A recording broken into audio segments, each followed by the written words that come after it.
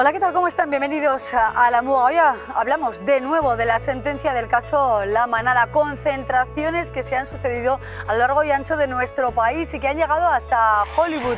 Hoy hablamos de ese fallo que conocíamos la pasada semana, del tsunami de protestas, del revuelo internacional, de la indignación, de la polémica también entre jueces y fiscales y de incluso el planteamiento que han realizado algunas voces de plantear, valga la reiteración, unos Sanfermines sin mujeres. Analizamos todos estos extremos en La Muga. Comenzamos. Postres tradicionales de Ulzama. Es una empresa familiar que elabora productos de la más alta calidad y únicos en el mercado. Cuajada, helado, mousse, quesos, yogures, en un entorno privilegiado a orillas del río Ulzama.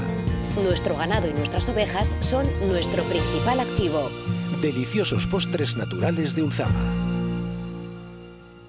Abrimos ya tiempo de análisis y de tertulia. 4 mujeres nos acompañan hoy y tratamos de conocer con ellas todas las aristas que rodean esta polémica sentencia que hoy, por cierto, tiene otro punto álgido informativo más: las polémicas declaraciones del ministro de Justicia, el señor Catalá, en relación con el juez que emitió un voto particular en esta sentencia, planteando la absolución de los 5 jóvenes sevillanos. Antes de conocer estos detalles, damos la bienvenida ya a nuestras invitadas.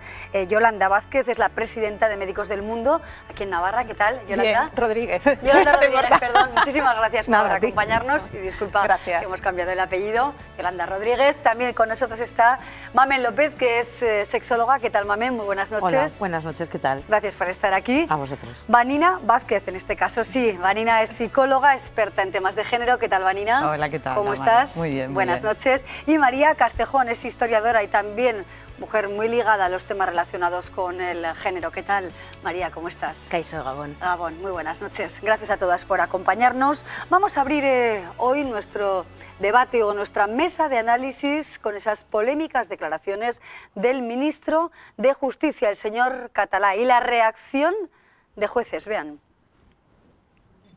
El ministro de Justicia se plantea si se tenían que haber tomado medidas antes con Ricardo González, el juez que ha emitido el voto particular pidiendo la absolución de La Manada.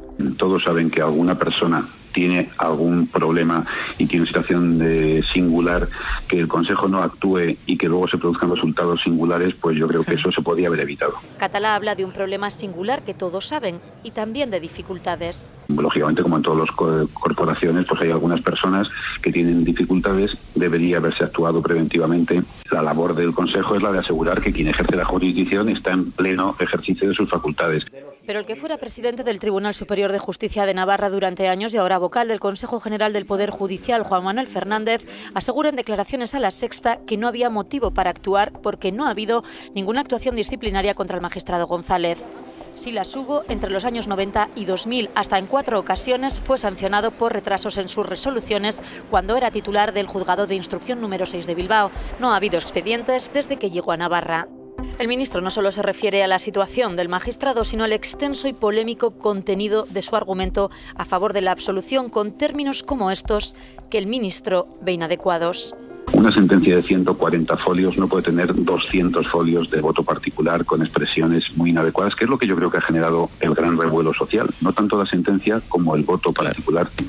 Las palabras del ministro ya han generado un gran malestar entre algunos jueces que las tildan de inadmisibles. Desde el Consejo General del Poder Judicial se asegura que Catalá ha cuestionado y desacreditado todo el sistema. Los jueces navarros, en un comunicado, consideran sus manifestaciones escandalosas y dicen no tienen cabida. Han pedido su inmediata dimisión. Bueno, abrimos ya nuestro análisis. Desde luego, la sentencia ha generado múltiples polémicas, esa indignación en la calle y, como hemos escuchado también, en parte de la justicia. Hemos escuchado a los jueces de Navarra críticos con lo dicho por el ministro. Vanina, ¿cómo miramos este caso desde todos los puntos de vista y especialmente desde este que hemos, que hemos conocido hoy y descubierto hoy, ¿no? Bueno, hay una tendencia a ver siempre la punta del iceberg, ¿no? Es un juez el que se ha retratado en esas palabras, es un sistema, porque en realidad de lo que estamos hablando es de la violencia contra las mujeres.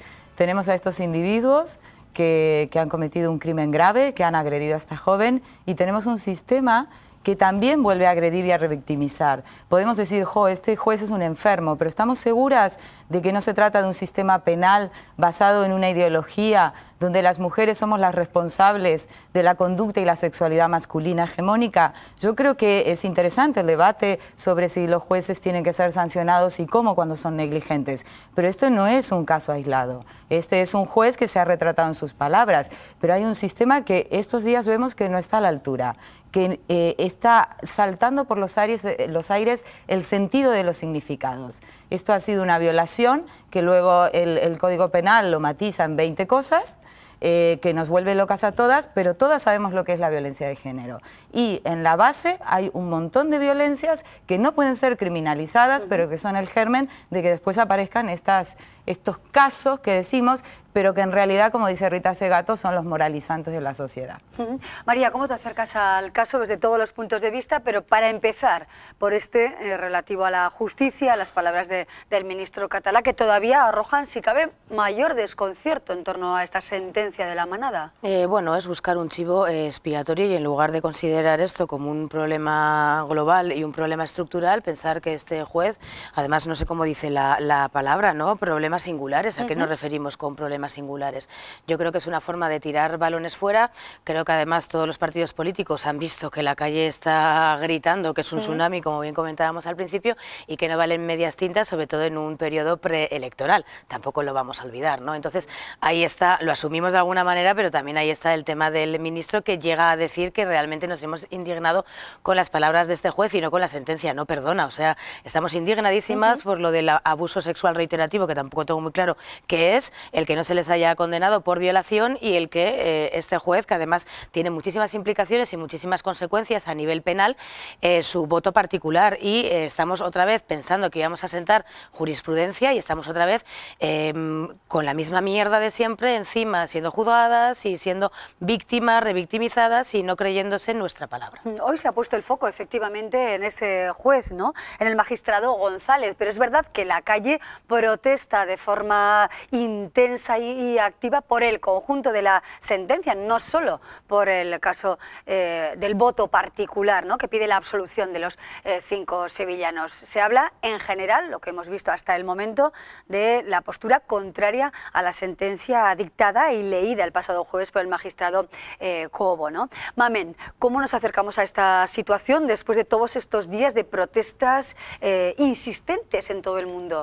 Bueno, en primer lugar hay que decir que bueno, era de cajón que hubiera semejante revuelo, semejante tsunami en la calle, porque creo que entre lo que la sociedad espera, entre que los políticos y la justicia también, por tanto, porque sale del legislativo, no aporta nada nuevo. No aporta nada nuevo en estos casos, es decir, siempre la sociedad marca las necesidades y los políticos, que para eso están ahí, deberían de marcar por delante de nosotros las necesidades de la sociedad, y en este caso, como en otros muchísimos, no lo hacen, porque claro, no hay que olvidar, como decía María, estamos en periodo preelectoral, donde a mí el mismo día de la sentencia me llegó un WhatsApp con un comunicado, por ejemplo, del Partido Socialista: vamos a llevar al Congreso, vamos a hacer, el ministro catalán, vamos a... ¿A mí de qué me sirve ahora? Habéis tenido 2 años desde que a estos señores se les encarceló preventivamente y no habéis hecho absolutamente nada, pero no hay que olvidar que queda 1 año para las elecciones. Y entonces yo, como mujer, yo me dedico sobre todo al tema educacional, al tema de las relaciones entre los individuos, entre las parejas, entre los seres humanos en general. Yo hay que decir una cosa, y es, ¿dónde estábamos? Porque esto es de ahora, esto ha salido a la calle. Pero tantas mujeres que han sufrido, hemos sufrido abusos, que no se han podido denunciar precisamente porque hay sentencias como estas. Tenemos esa mirada, Yolanda. ¿Con qué nos quedamos especialmente de lo dicho por el ministro, de la respuesta de los jueces, de la forma de juzgar este tipo de situaciones en nuestro país, de las críticas también de la Fiscalía? ¿Qué es lo más relevante para ti después del jueves? Bien, yo me sumo a lo que comentan mis compañeras. Básicamente no soy jurista, por tanto, entrar a valorar tanto la sentencia como las palabras del ministro me parece un poco complicado, pero sí que es verdad que tradicionalmente en las democracias el Poder Ejecutivo no debe opinar ni debe meterse en el Poder Judicial. Lógicamente es una medida electoralista, como ya han señalado las compañeras, y es una medida que llega tarde, como bien decía Mame, muy tarde, sobre todo para la víctima, pero también para las otras víctimas, ¿no?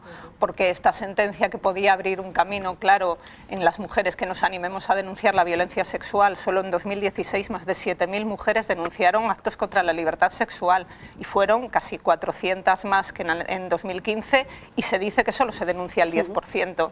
Imaginaos qué mensaje se está dando a la sociedad con esta sentencia, ¿no? Se está dando un mensaje: no denuncies porque el calvario por el que vas a pasar es tremendo. Nos quedamos con ese mensaje, decía yo al principio, que llega hasta Hollywood, ¿no? Que incluso la actriz Jessica Chastain ha dicho, ¿no?, como se está diciendo aquí en nuestro país, que es violación y que no es abuso. Este recorrido tan largo, ¿no?, de la sentencia, con tantas ramificaciones, ¿qué resultados positivos creéis que va a traer, María? Hombre, pues el mundo de Hollywood han recogido la sentencia después del movimiento que han protagonizado ellas, del Me Too, ¿no?, y el Time's Up, que es muy importante, es que no hay vuelta atrás ya. Entonces las actrices de Hollywood que han tenido la valentía, ¿no?, de no solamente denunciar a Harvey Weinstein, que es otra vez la punta del iceberg, sino todo ese sistema que ha propiciado todo tipo de abusos. Vivimos en una sociedad muy globalizada, pero yo creo que es muy importante todo lo que está pasando a nivel simbólico, ¿no? Y es la primera vez que yo percibo que estamos en las calles, pero no solamente las feministas, que llevamos mucho tiempo dando la tabarra, ¿no?, sino gente que nunca se ha sentido interpelada por el feminismo, que nunca ha creído que esta era su lucha, se está incorporando, y tiene mucho que ver con todo el referente anterior de las actrices de Hollywood, que ha pasado muy inmediatamente, que Hollywood recoja también esto y que sea un movimiento global de mujeres definidas como feministas, como no feministas, que estamos luchando por lo mismo, ¿no? Ahora mismo hay una campaña en Facebook terrorífica, en el sentido, con el hashtag Cuéntalo, ¿no? En las redes sociales estamos contando todas las mujeres. No hay mujer que no haya pasado por un acto de violencia sexual en menor grado o en mayor grado, ¿no? Entonces, todo esto que se está visibilizando de la violencia sexual tiene mucho poder en lo simbólico, tiene mucho poder, aunque las leyes no animen precisamente a denunciar. Sí que hay una sociedad que, como siempre, y afortunadamente, porque tiene que ser así, va muy por delante de sus políticos y de sus jueces y juezas. Hay muchas mujeres que han salido a la calle y también muchísimos hombres, pero hay personas que también esgrimen o plantean dudas de si eso no es violación. ¿Por qué abuso? ¿Por qué violación? Vanina, ¿cuál sería de alguna manera la lectura o el análisis que tú haces ante esas personas que pueden tener o les puede generar ciertas dudas porque quieren o confían plenamente en la justicia?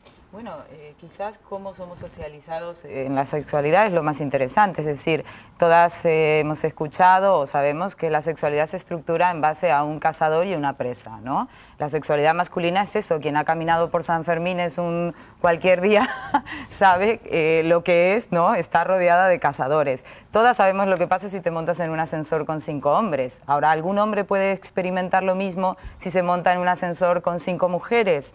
Ese miedo inculcado, ¿no?, es de alguna manera lo que es complejo de entender. El poder opera de manera invisible. Por eso es tan complicado entender para algunas personas lo que le pudo suceder a esta chica o a todas nosotras en el momento que, sin querer o queriendo u optando por el mal menor, concedemos algo en ese sentido. Es decir, desde ese miedo que opera desde un poder muy complejo de explicar, porque no es yo voluntariamente decido someterme para... Todo pasa en una fracción de segundos, ni ella ni nadie puede explicar qué es lo que opera en ese momento, ¿no? Pero esa inquietud, ese miedo, ese hoy iré adecuada a un sitio, llevaré el escote adecuado, todas hemos vivido eso. Y en eso se estructura esta dominación y este modo de entender. Lo que pasa, la palabra dominación, explotación, ya estamos las feministas. Las feministas estamos contando algo que parte de la violación de los derechos humanos. Las mujeres tenemos serias dificultades para ejercer la sexualidad de manera libre.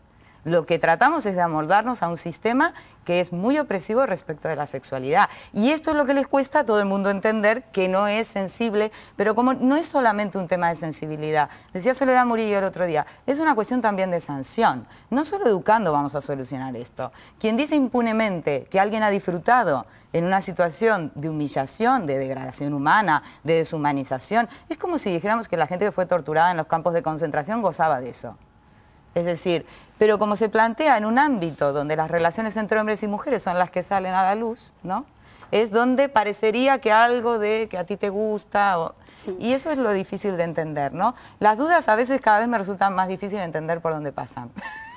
Salvo si no es por los privilegios de unos, no entiendo por dónde pasan las dudas. Yolanda.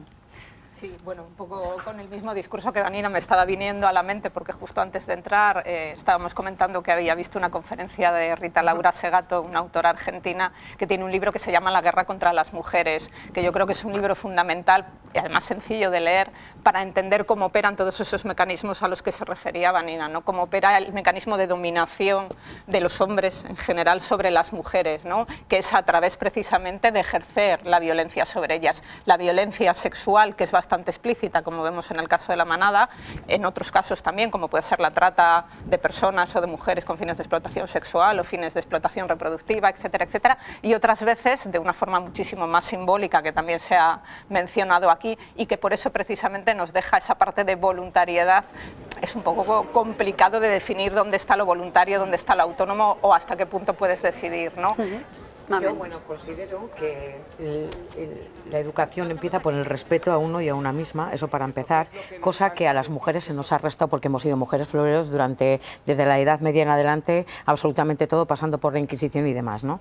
Entonces, esta es otra manera, a mi modo de ver, una manera inquisitoria, ¿vale?, de cómo las mujeres tenemos que estar en sociedad. Es decir, tienes que ir mona, tienes que estar, los programas de televisión, muchos no acompañan, lo siento, pero muchos no acompañan. Yo, con una compañera que vive en Valladolid, cuando vemos M Mujeres tal, nos llamamos y decimos qué horror, y lo siento y hay que decirlo así, donde es un escaparate de venta de carne, de venta de belleza, de venta al por mayor, de humillaciones, de no te vayas con otro, no te vayas con otra, el sentido del amor romántico, el sentido de la posesión hacia las personas, el cómo uno o una debe de vivir su sexualidad. Somos fruto de una mala educación porque ha convenido a los poderes fácticos de la sociedad, iglesia, políticos, bueno, y seguimos siendo, porque las mujeres seguimos siendo un número para los partidos políticos, seguimos siendo un número uno para vendernos y comprarnos cuando hay elecciones, y yo me niego a ser un número porque soy una persona, pero también ellos son son fruto de la mala educación que han recibido también. Machos, tenéis que estar ahí, potentes para todo, ¿y qué se espera de ellos? Porque yo en San Fermín, yo puedo ver a un individuo con sus genitales al aire y yo no voy a ir a tocarle nada. Pero si ellos ven a una mujer con su pecho al aire, porque esté embriagada, por lo que sea, o porque le da la gana, nadie tiene derecho a ir a tocarle nada. Por lo tanto, ¿dónde empieza mi respeto y dónde me faltas tú a mí al respeto? A ver, hace referencia a San Fermines, me gustaría también que miráramos, bueno, pues con una mirada amplia, podríamos decir, a lo dicho por la escritora Lucía Echevarría, que hacía alusión a través de Twitter, o hacía un llamamiento, podríamos decir, ¿no?, a las mujeres para que no vinieran a los Sanfermines. No tenía ni idea. Pues así ha sido. Sí. Bueno, es que yo ¿De qué sirve Pero, este a ver, planteamiento? esto además no es la primera vez. Nerea Baroja acaba de escribir un libro sobre todo lo que supuso el crimen de Alcácer para las mujeres, ¿no? Además de mi generación, porque éramos entonces jovenzuelas un poco más mayores que ellas, ¿no? De ese discurso del miedo, de ese discurso de, por favor, ahora tenéis que salir con sprays de pimienta o tenéis que tener miedo, porque es al final el miedo. Claro que sí, es que tenemos que salir aún más en San Fermines, tiene que ser un parque temático femenino. Los Sanfermines, tenemos que estar ahí, es que no sirve de nada, y además es que el miedo es algo innato en el que nos socializamos, es que todas tenemos miedo cuando estamos en un garaje a oscuras, entonces hay que terminar precisamente con ese tipo de resortes y crear una sociedad segura, pero claro que hay que venir a Sanfermines. Ese mensaje, la verdad, afortunado, no sé si ha sido, ¿no, Vanina? No, y bueno, claro, todo depende, no sé el contexto donde se organiza una acción, ¿no? Que podría ser interesante vaciar una ciudad de mujeres y ver el efecto. Podría ser interesante. A raíz de lo que decía Mamen, yo hoy me acordaba, hace 4 años se filmó una película porno en el medio de la Plaza del Castillo en San Fermines, si recordáis, ruló, y no hubo tanta movilización como tendríamos que haber puesto, ¿no?, a funcionar. Pero es muy curioso porque en el libro que dice Yolanda, si algo dice Segato, es que de algún modo las imágenes y lo simbólico va subiendo el nivel de tolerancia que tenemos a la crueldad. Porque hay una cosa que escandaliza de todo esto que ha ocurrido, que es encontrarnos con esa parte de crueldad donde las mujeres somos deshumanizadas. Porque cuando decimos objetos sexuales, no es una cuestión moral, es una cuestión donde se produce una aplastación de la subjetividad, una vulneración de los derechos humanos de las mujeres, ¿no? Esto no es una tontería, no es sin más me apetece, no me apetece, me gusta. Es decir, hay un borramiento de lo que es las mujeres en tanto sujetas y en tanto ciudadanas. Entonces, es muy interesante cómo algunos aspectos de lo que más enfada de lo que leemos en esas 400 y pico de páginas que recuerdan a las películas pornográficas, ¿verdad? A su vez tienen un correlato real que ha ocurrido, que es que se han rodado películas pornográficas en el medio de la fiesta, ¿no? A mí me pareció como una especie de cronología muy interesante de entender y dónde bajamos bajamos el nivel de tolerancia sin querer o arrastradas, no sé, también porque es difícil no mover eso. Hablando de educación y educación sexual y así, al final, ¿de dónde se alimenta nuestra base joven? Porque nuestra base joven, aquí tenemos varios fallos en educación y es, primero, somos muy académicos en este país, intentamos ser muy académicos, títulos, másters mejor hechos o peor hechos, pero ahí están. Y olvidamos toda la parte de habilidad social que es la inteligencia emocional. Mientras uno solamente tenga el coeficiente intelectual muy alto, tenga muchos contrastes, muchos títulos, mucho tal, y la inteligencia emocional no sea la adecuada, no hay nada que hacer, porque lo uno se complementa con lo otro. Y adolecemos en este país mucho de eso. Ahora cada vez se está trabajando más en la base de la inteligencia emocional, pero es muy curioso de dónde todavía siguen, por decirlo así, mamando nuestros jóvenes y jóvenes en Internet de las películas pornos, que no cine erótico, es que el cine erótico es otra cosa. Yo soy antiporno total, lo siento por Nacho Vidal, que me he peleado con él más de una vez, pero me da igual, o sea, es que no. Bueno, son ideas, ¿no?, que están aquí en la sociedad, pero también presuponemos a los jueces una capacidad de aislarse de lo que acontece en la sociedad del momento y de centrar con neutralidad su fallo, sus palabras y sus sentencias. ¿Y eso ha ocurrido o no? Sí, no, es imposible aislar a un grupo de personas, por más que representen a la judicatura, ¿no?, que son quienes deberían impartir justicia, del resto de las cosas. Estos dos jueces y esta jueza también han mamado, efectivamente, el patriarcado, han mamado el machismo que hay en la sociedad. Es muy difícil por las palabras, además, que hemos visto reflejadas del voto particular del juez González, cómo describe las cosas, parece que está describiendo una película porno, por volver a repetir un poco lo que han dicho, ¿no? No habla de sexo con holgorio, con holgorio y regocijo, ¿no? O sea, además usando además unos adjetivos, claro. Entonces es imposible realmente aislar. Las personas somos personas con toda nuestra educación y todo lo que llevamos a cuestas, ¿no? Entonces es muy complicado. Es verdad que deberían haber, quizá, o debería este juez en particular, haber tenido un poco más en cuenta la justicia y sobre todo no extenderse tanto en detalles que no aportaban para nada. Casi un millón de firmas ahí ya pidiendo la inhabilitación de los jueces, más de 1 millón, ¿verdad? Más de 1 millón. Marión. Es que esto es complejo, ¿no? Yo creo que más que la inhabilitación de los jueces, lo que tenemos que reflexionar es cómo podemos emitir este tipo de sentencias todavía en la actualidad sin cero perspectiva de género, ¿no? Y bueno, sí, hay que revisar los imaginarios, hay muchos tipos de porno, no hay solamente el porno que parece ser que el juez, ¿no?, lo ha visto de alguna manera y tal.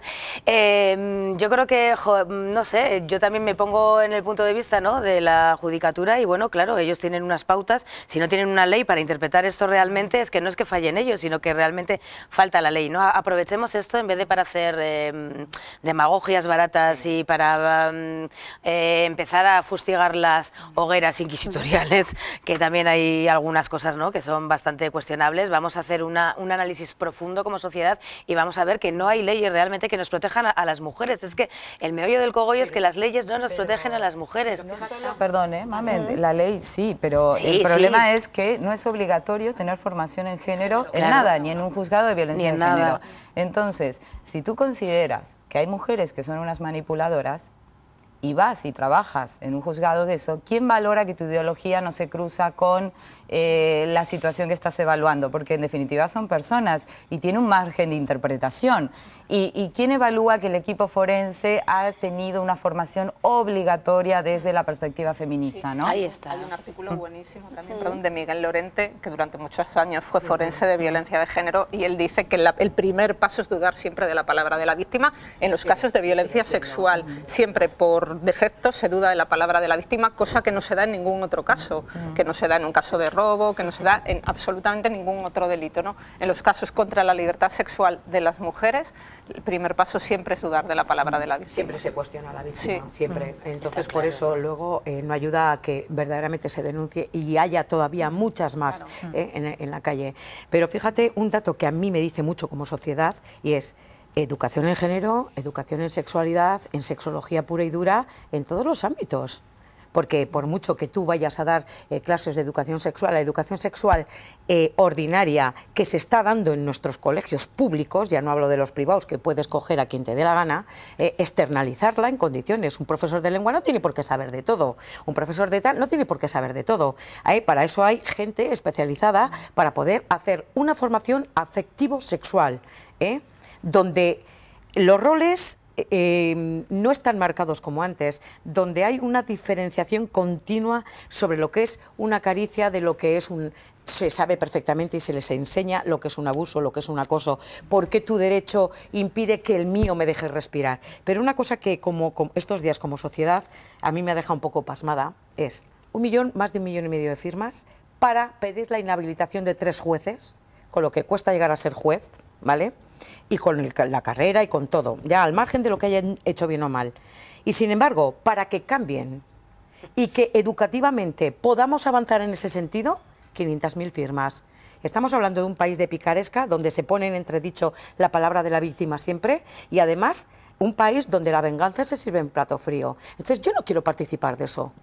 Yo quiero participar vamos a aprovechar sin dejarnos dormir por los cantos de sirena de todo lo que viene a nivel político. Estamos en un momento en el que en 2 años podían haber hecho un cambio con el tema precisamente de la manada, haber metido caña ahí y sabían quiénes iban a ser los jueces. Entonces ahora que el ministro salga diciendo esto me limpio, me rasgo las vestiduras, quedo muy bien porque tenemos muchos votos. Por eso el voto femenino es algo más que un número y yo me niego de todos los estamentos, me desligo de ese número. ¿Legislar en caliente?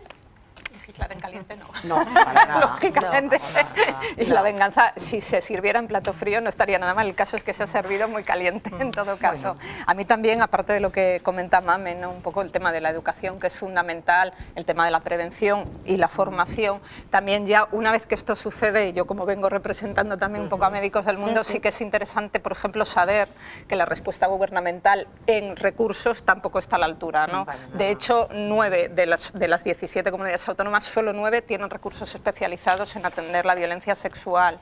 Y además, bueno, el dinero que se destina ni siquiera está reconocida en la Ley Integral de Violencia de Género, el dinero que se destina a estos temas es poquísimo y no hay ningún solo recurso en todo el Estado, ni uno solo, que esté abierto los 365 días del año, los 7 días de la semana, las 24 horas del día, ¿no? Entonces, ahí también hay muchísimo que hacer, muchísimo, porque hay que proveer de recursos económicos en este caso y de recursos especializados en atender a las víctimas de violencia de género, que es fundamental.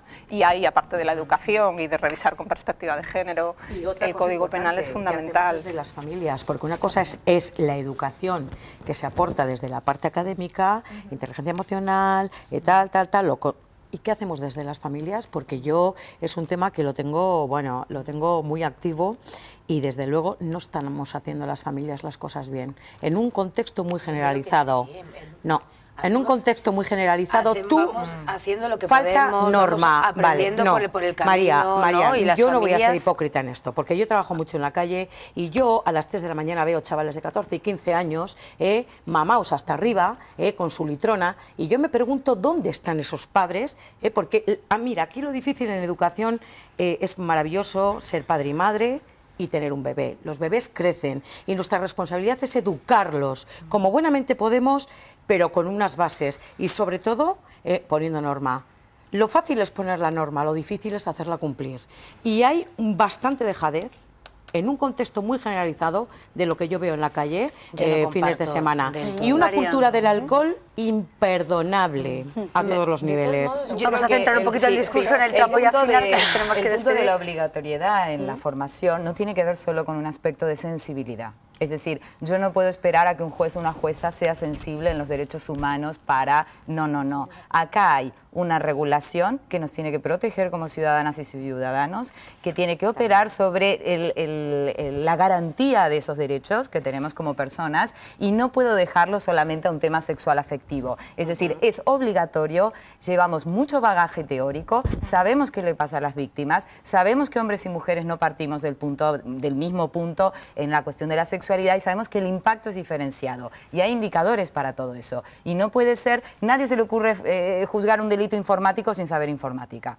Y si a alguien se le ocurre, seguramente habrá un gran estamento que denuncie. Lo mismo tiene que ser la realidad de hombres y mujeres. Y eso es que no se puede dejar a la sensibilidad de cada persona y decir, no, es que es sensible al género. Bueno, sensible al género será quien sea, pero es verdad, quien sea, quien quiera y quien pueda. Efectivamente, o sea, que hay un marco legal, que es el Convenio de Estambul, por ejemplo, que efectivamente lo que hay que hacer es obligar a cumplir a todos los estados que lo han firmado, y el Estado español está entre esos estados, para que haya formación a todos los niveles, para que exista recursos y para que se repare a las víctimas también. Bueno, nos quedamos, educación, desde luego, claro, con todas estas ideas que siempre nos parecen pocas, no pocas, sino que tenemos poco tiempo, ¿verdad?, para poder deslizar más ideas importantes, lanzarlas, por supuesto, a través de la Muga.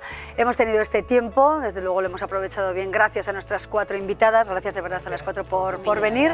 Es que ricasco, nosotras seguimos adelante con otros contenidos, desde luego esta sentencia va a generar muchos más titulares, muchos más análisis y debates que tendremos también la oportunidad de contar aquí en la Muga. Hacemos una pausa y seguimos. Postres Tradicionales de Uzama es una empresa familiar que elabora productos de la más alta calidad. Cuajada, yogur, helado, queso... Cuidamos los detalles y elaboramos los más típicos postres de nuestra tierra. Postres Tradicionales de Uzama, con un sabor excelente y máxima calidad.